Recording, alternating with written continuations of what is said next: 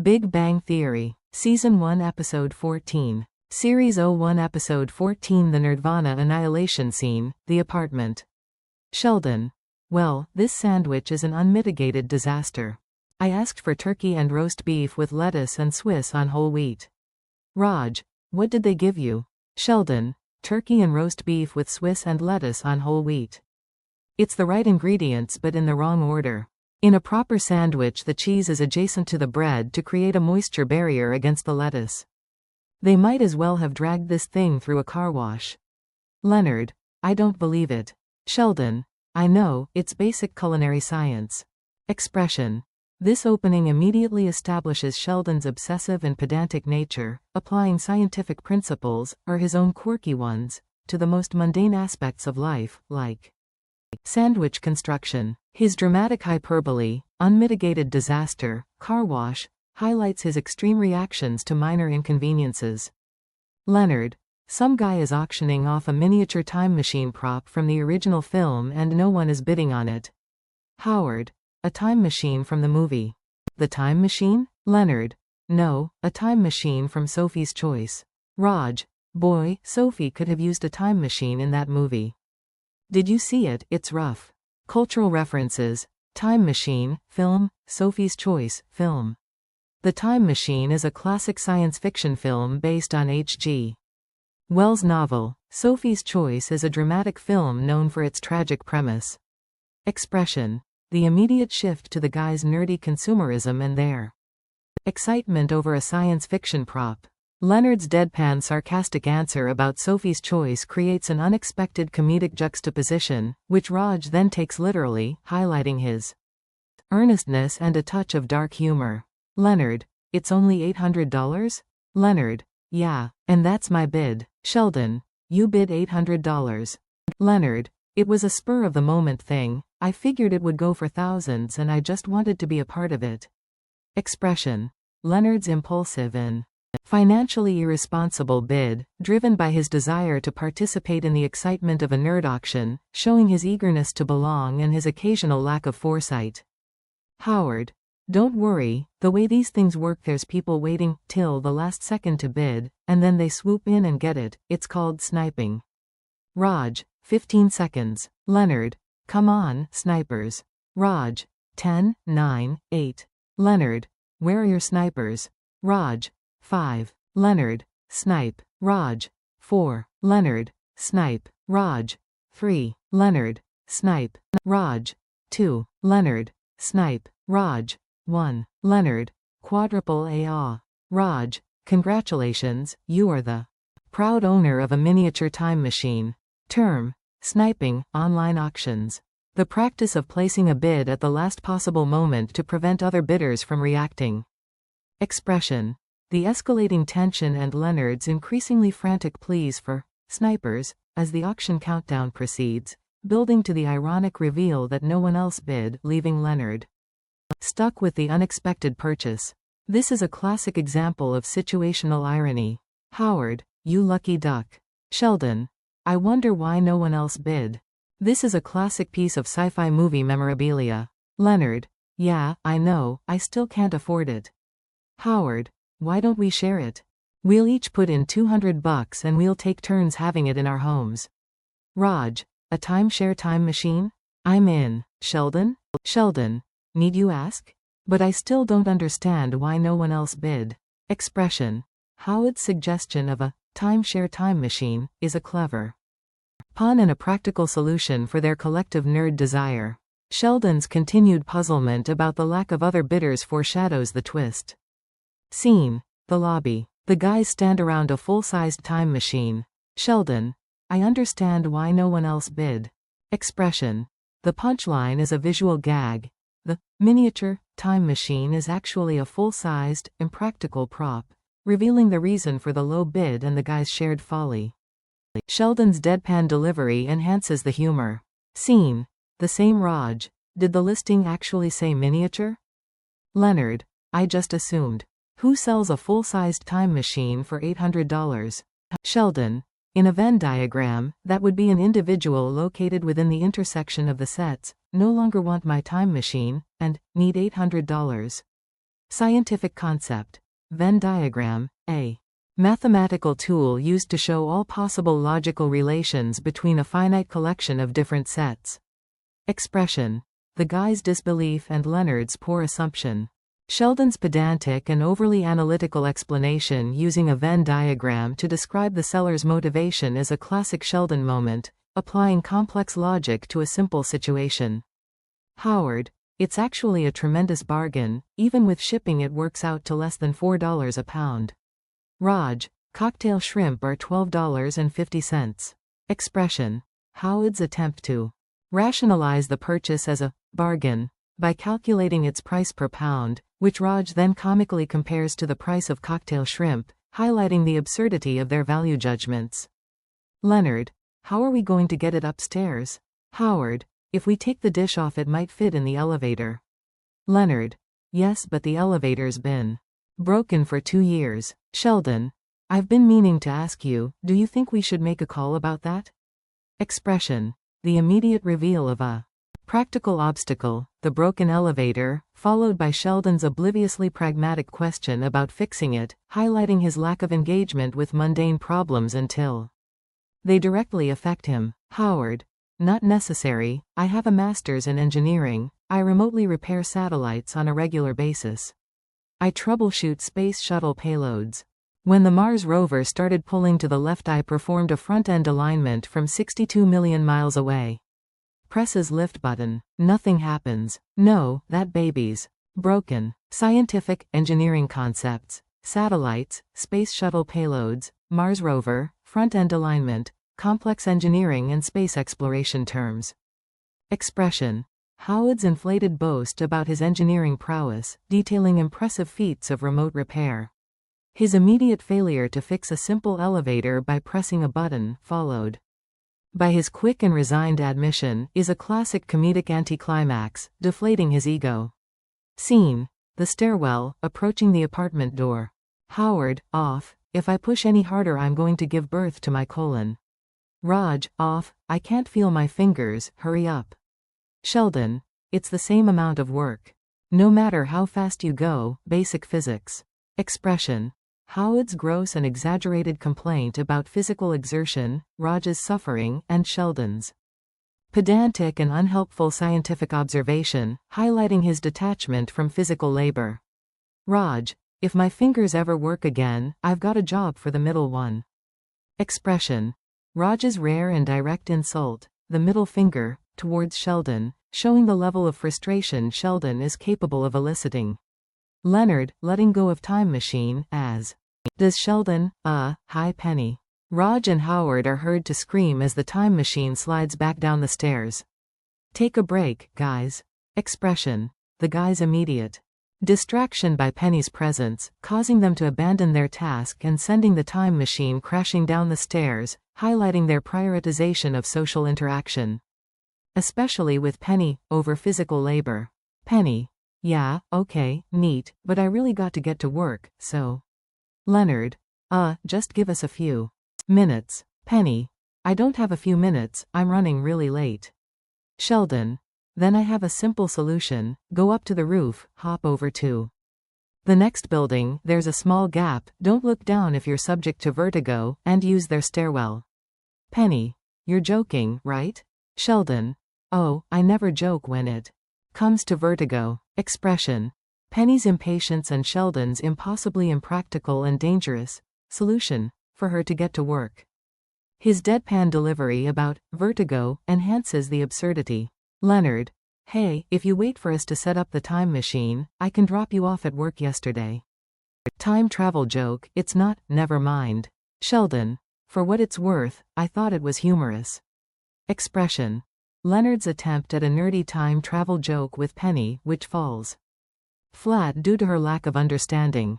Sheldon's rare, and probably disingenuous, validation of Leonard's humor highlights his own awkward social attempts. Raj. In a minute. Howard stepped outside to throw up. Expression. Another punchline revealing the physical toll of their labor, confirming Howard's earlier, birth to my colon, comment. Scene. The living room. Sheldon. the exact time machine that carried actor Rod Taylor from Victorian England into the post-apocalyptic future, which society had splintered into two factions, the subterranean Morlocks, who survived by feasting on the flesh of the gentle surface-dwelling Eloi. Cultural reference, Rod Taylor. Victorian England, post-apocalyptic future, Morlocks, Eloi. Specific details from H. G. Wells' The Time Machine and the 1960 film adaptation. Expression. Sheldon's enthusiastic and detailed recitation of the time machine plot, showing his deep knowledge and passion for science fiction. Howard. Talk about your chick magnets. Raj. Oh yeah, the guy who lives next to me is always like, I have a jacuzzi on my balcony, I have a jacuzzi on my balcony. But wait until I tell him, I've got a time machine on my balcony. Stuff that in your Speedos, Jacuzzi Bob. Expression. Howard and Raj's immediate, and typical, translation of the time machine into a tool for attracting women. And boasting, highlighting their social insecurities and their competitive nature even in leisure. Raj's highly specific taunt to his neighbor is particularly childish and funny. Sheldon. Gentlemen, I know we said we'd take turns, but I think you'd agree that practicality dictates it remain here. Howard. You can't just keep it here. What if I meet a girl and say, you want to come up and see my time machine, it's at my friend's house, how lame is that? Expression. Sheldon's immediate attempt to monopolize the time machine, citing practicality. Howard's equally self-serving counter-argument, highlighting his constant pursuit of women and the perceived lameness of shared possessions. Sheldon. All right, I think we're going to need some ground rules, in addition to the expected no shoes in the time machine and no eating in the time machine. I propose that we add pants must be worn at all times in the time machine. Leonard. Seconded. Howard. I was going to put down a towel. Expression. Sheldon's obsessive need for rules and his addition of a highly specific, and revealing, no pants rule, which Howard's immediate and crude retort, I was going to put down a towel, confirms is necessary. Sheldon. Bi-monthly is an ambiguous term, do you mean move it every other month, or twice a month? Raj. Twice a month. Sheldon. Then no. Raj. Okay, every other month. Sheldon. No. Expression. Sheldon's pedantic insistence on precise language and his refusal to agree regardless of the clarification, showing his desire for control. Leonard. Okay, I am setting the dials. For March 10, 1876. Howard. Good choice. Alexander Graham Bell invents the telephone and calls out for Dr. Watson. Sheldon. Wait a minute, I'd want to see that too. Historical reference. Alexander Graham Bell, Dr. Watson, Bell's assistant, historical figures associated with the invention of the telephone. Expression. Leonard's choice of a significant historical event, which Sheldon immediately wants to observe, highlighting his scientific curiosity. Raj. Also, since the time machine doesn't move in space, you'll end up in 1876 Pasadena. Howard. And even if you can make it to Boston, what are you going to do? Knock on the door and say to Mrs. Bell, hey Mrs. Bell, big fan of your husband, can I come in and watch him invent the telephone? Raj. Mrs. Bell was deaf, she's not even going to hear you knock. Scientific concept. Time machine doesn't move in space, relative to Earth's rotation, orbit, a common logical problem in time travel fiction. Historical fact. Mrs. Bell, Mabel Gardiner Hubbard, was deaf. Expression. Raj's pedantic correction about the time machine's lack of spatial movement, highlighting a common sci-fi trope.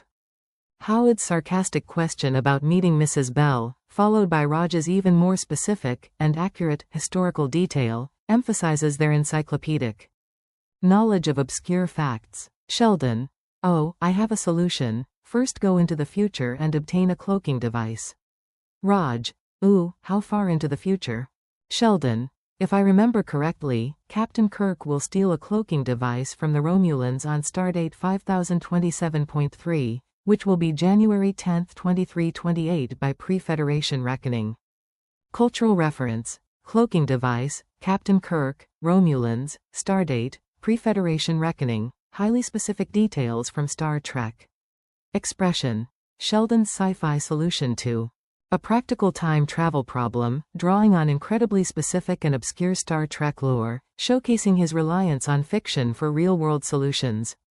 Leonard. Okay, I am setting the dials. For January 10, 2328. Here we go into the future. Pulls lever, the disc begins to spin. The other guys all run around the flat as if moving in fast motion. That was fun. Expression. The guy's childlike engagement with the time machine, physically acting out the effects of time travel, highlighting their shared fantasy world. Leonard's simple, that was fun, encapsulates their delight. Penny, entering, okay, first of all, what you call a gap was nearly 3 feet wide, I slipped and skinned my knee. Leonard, are you okay? Penny, zzzzzzzzz. Second of all, the door to the stairwell of the other building was locked, so I had to go down the fire escape which ends on the 3rd floor, forcing me to crawl through the window of a lovely Armenian family, who insisted I stay for lunch. Leonard, that doesn't sound too bad. Penny, it was 8 courses of lamb, and they tried to fix me up with their son. Expression. Penny's detailed and increasingly exasperated recount of her disastrous morning, caused by Sheldon's advice. Her zzzzzzzzz expresses her annoyance. The unexpected twist of the Armenian family trying to set her up adds to the comedic misfortune. Penny, not done. By the time I finally got to work, they'd given my shift away. Yeah, that's right, I've lost an entire day's pay thanks to this. Sheldon. Time machine. Leonard. The lights flash and the dish spins, you wanna try it? Penny.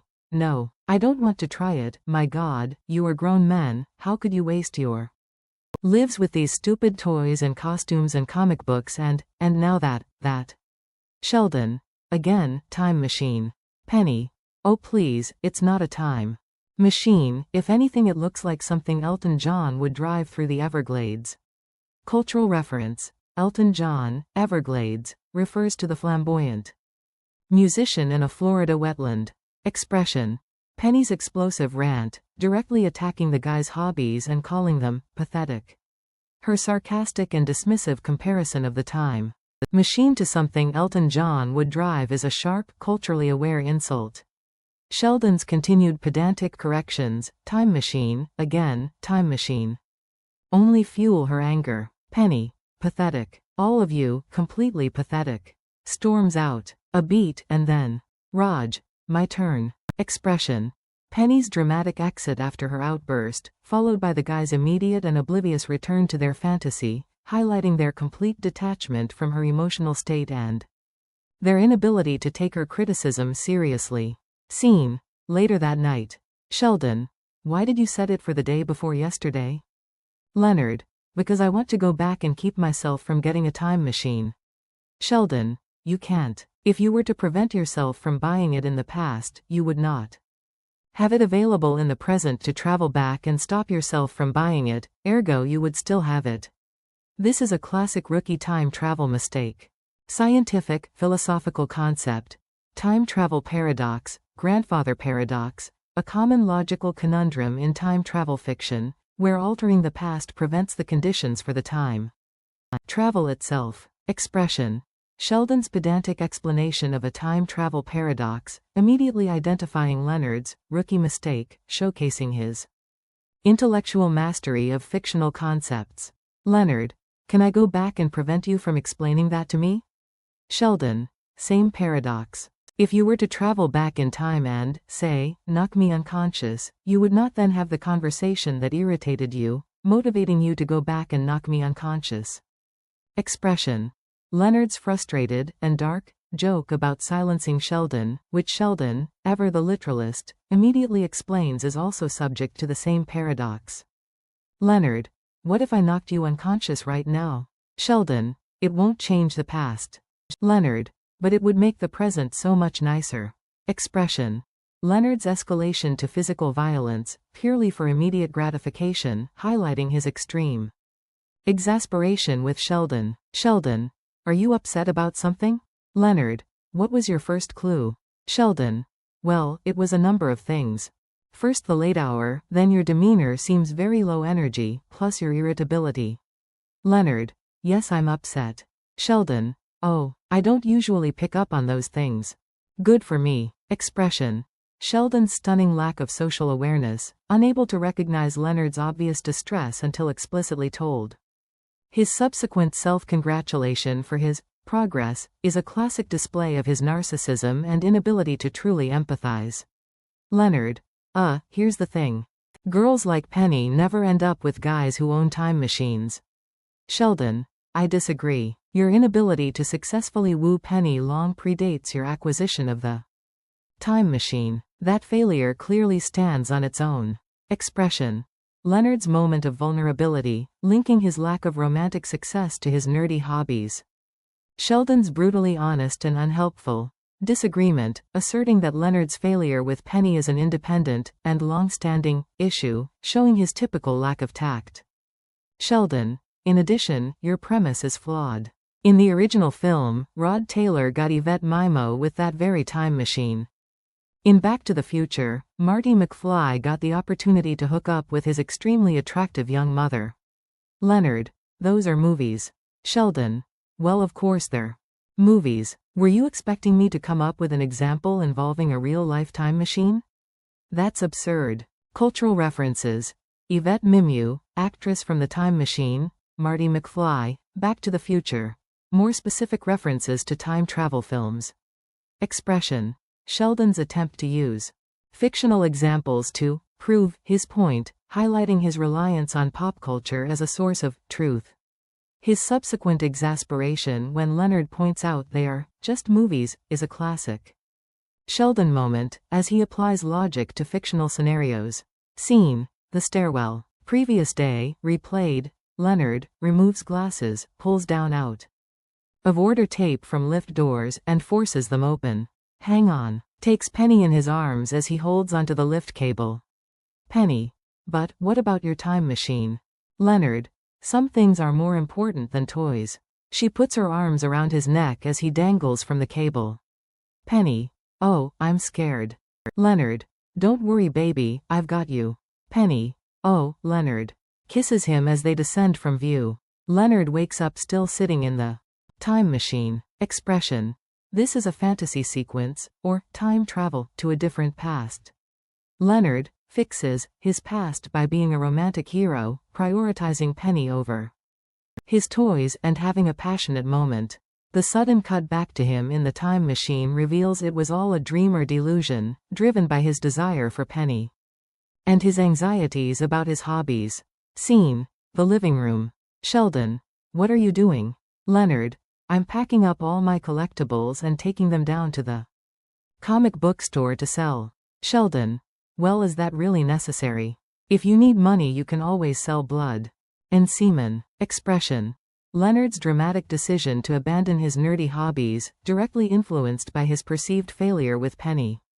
Sheldon's immediate and clinically detached financial advice, selling bodily fluids, is a classic example of his lack of social filter. Howard. Lox and Bagels, the breakfast of time travelers. Cultural reference. Lox and Bagels, a traditional Jewish breakfast. Expression. Howard's attempt to link a traditional food to their nerdy pursuits, showcasing his tendency to inject his Jewish background into their shared interests. Sheldon. My spidey sense tells me this has something to do with Penny. Cultural reference. Spidey sense, a superhuman ability of Spider-Man to detect danger. Expression. Sheldon's use of a comic book reference to indicate his rare moment of social deduction, highlighting his gradual, and still limited, growth in understanding human emotions. Raj. I'll give you $100, which will make me half owner, and we'll put it on my balcony. Howard. Screw his balcony, I'll give you $120 and we'll put it in my garage. Expression. The immediate bidding war for Leonard's share of the time machine, highlighting their eagerness to possess the coveted item and their competitive nature. Leonard. No more toys or action figures or props or replicas or costumes. Or robots or Darth Vader voice changers, I'm getting rid of all of it. Cultural references. Darth Vader voice changers, Golden Age Flash, Justice Society of America, specific items of nerd memorabilia, further highlighting the extent of their collections. Expression. Leonard's radical rejection of his nerd identity, listing a litany of his beloved possessions, showing his desperation to change. Howard, you can't do that, look what you've created here, it's like Nerdvana. Cultural reference. Nirvana, concept, Nerdvana, a state of perfect happiness. Here, a perfect state of nerd existence. Expression. Howard's dramatic appeal, coining the term, Nerdvana, to describe their shared existence, underscoring the significance of their collective hobbies. Raj, more importantly, you've a Darth Vader voice changer? Leonard, not for long. Raj, oh, I call dibs on the golden age. Flash, Howard, hang on, I need that to complete my Justice Society of America collection. Raj, too bad, I called dibs. Howard, well, you can't just call dibs. Raj, I can and I did, look up dibs on Wikipedia. Sheldon, dibs doesn't apply in a bidding war. The expression. The immediate descent into childish arguments over dibs. Despite the seriousness of Leonard's decision, highlighting their continued immaturity and reliance on arbitrary rules. Sheldon's intervention about dibs in a bidding war is classic pedantry. Howard, on phone, Mom, my bar mitzvah bonds, how much I got? Thanks. I can go $2,600 and 2 trees in Israel. Cultural references. Bar mitzvah bonds, trees in Israel. Financial gifts often given at a Jewish coming-of-age ceremony. A common charitable donation often associated with Jewish culture. Expression. Howard's immediate and desperate call to his mother to access his bar mitzvah bonds, showing his financial dependence and willingness to leverage even his childhood savings for the collectibles. His addition of 2 trees in Israel is a humorous cultural detail. Sheldon, brandishing toy sword from Leonard's box, none shall pass. Cultural reference. None shall pass, a famous line from Monty Python and the Holy Grail. Expression. Sheldon's dramatic and theatrical attempt to stop Leonard from selling his belongings, using a toy sword and a famous movie quote, highlighting his deep emotional attachment to their shared nerd identity. Leonard, okay, I did not want to do this, but I have here the rare mint condition production. Error. Star Trek, The Next Generation. Geordi LaForge, without his visor in the original packaging. If you do not get out of my way, I will open it. Cultural reference. Star Trek, The Next Generation, Geordi LaForge, visor, production error, specific details from Star Trek merchandise. Expression. Leonard's ultimate leverage against Sheldon, threatening to destroy a rare and valuable collectible. This shows his desperation and his understanding of Sheldon's deepest vulnerabilities. Penny, coming out of her flat, what the hell's going on? Sheldon, you hypocrite. Penny, what? Sheldon, little miss, grown-ups don't play with toys. If I were to go into that apartment right now, would I find Beanie Babies? Are you not an accumulator of Care Bears and My Little Ponies? And who is that Japanese feline I see frolicking on your shorts? Hello, Hello Kitty. Cultural references. Beanie Babies, Care Bears, My Little Ponies, Hello Kitty. Popular collectibles and children's toys, characters, often associated with female nostalgia. Expression. Sheldon's outburst revealing Penny's own, nerdy, or collectible hobbies, exposing her hypocrisy and showing that everyone has their own toys, even if they're not conventionally nerdy. This is a crucial moment for character development and challenges the nerd versus normal dichotomy. Penny, okay, look, if this is about yesterday, Leonard, I am really sorry about what I said, I was just a bit upset. Leonard, no, I needed to hear it. Penny, no you didn't. Look, you are a great guy, and it is things you love that make you who you are. Expression. Penny's unexpected apology and validation of Leonard's hobbies. Realizing the impact her words had. This is a moment of genuine emotional intelligence from Penny, showing her growth and compassion. Howard, I guess that makes me large. Breasts. Expression. Howard's immediate and inappropriate, self-referential joke, highlighting his continued focus on sexual topics despite the emotional moment. Penny, really? Leonard, yeah. Penny, oh, wow.